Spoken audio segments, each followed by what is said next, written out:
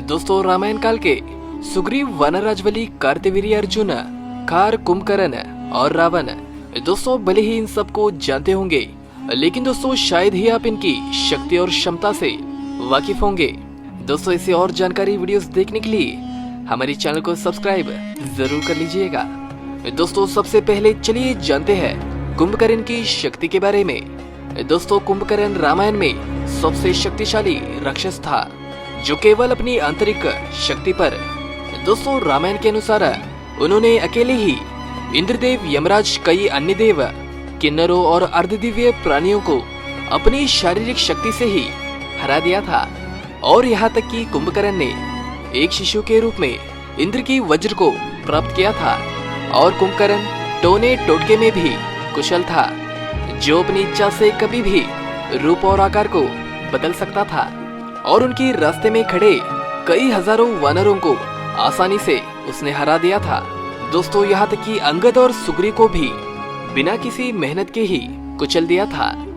दोस्तों जहाँ वानरराज वाली की बात हो, उन्होंने मायावी और दुंदुबी जैसे शक्तिशाली राक्षसों को हरा दिया था। और सुग्रीव को अनेक बार उन्होंने परेशान भी किया था। दोस्तों ब्रह्मांड पुराण के अनुसार वाली ने बिना परेशानी के ही रावण को एक ही हाथ से दबा दिया था, जहाँ तक कि ये लड़ाई भी नहीं हुई थी। और एक रावण के लिए एक घोर अपमान था। दोस्तों वानरराज वली बहुत ही मजबूत, निर्दयी और एक क्रूर भी था। दोस्तों कार्तवीर्य अर्जुन, दोस्तों उनकी हजारों भुजाओं में इतनी शक्ति थी कि नदियों और समुद्रों को भी वे स्थानांतर कर सकते थे। और उन्होंने एक लंबा द्वंद्व युद्ध में रावण को हरा दिया था। और भगवत पुराण के अनुसार रावण को एक बंदर की तरह जंजीरों से बांध दिया था। दोस्तों सुग्रीव, जिन्होंने महोदेव और कुंभ जैसे कई शक्तिशाली राक्षसों को मार दिया था, जिन्होंने जांबवान, अंगद, मेंदा, द्विविद, सुषेण और वेगदर्शी को हराए थे। और यहाँ तक कि उन्होंने कुंभकर्ण को पकड़कर गंभीर चोटों से निपटने में सफल रहे थे। और रावण से भी लंबी लड़ाई लड़ी और रावण को थकाकर विजयी हुए। दोस्तों जहाँ रावण की बात हो, वे कैलाश पर्वत तक को उठाने की सामर्थ्य रखते थे और लंबे समय तक सुग्रीव के साथ लड़ाई लड़ी और हाथ से हाथ की लड़ाई में जटायु से संघर्ष किया था।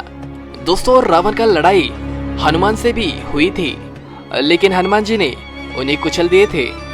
दोस्तों जहाँ खार की बात हो, उसकी शारीरिक शक्ति को किसी भी करतब से नहीं आंका जा सका था। दोस्तों वे इंद्रजीत से पहले और बाद में राक्षसों में सर्वश्रेष्ठ आर्चर थे।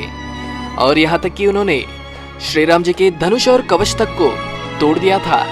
और बिना किसी बाप के कुछ इस समय तक श्री राम जी के साथ मारपीट करने में भी सक्षम था। दोस्तों ऐसे शक्ति और क्षमता थी इन सभी के पास। दोस्तों आशा करता हूँ कि इस छोटी सी जानकारी वीडियो आपको जरूर पसंद आई होगी। मेरे मित्रों भले ही सब्सक्राइब ना करें, लेकिन आपके किसी भी मित्र के साथ इस वीडियो को जरूर शेयर कर दीजिएगा।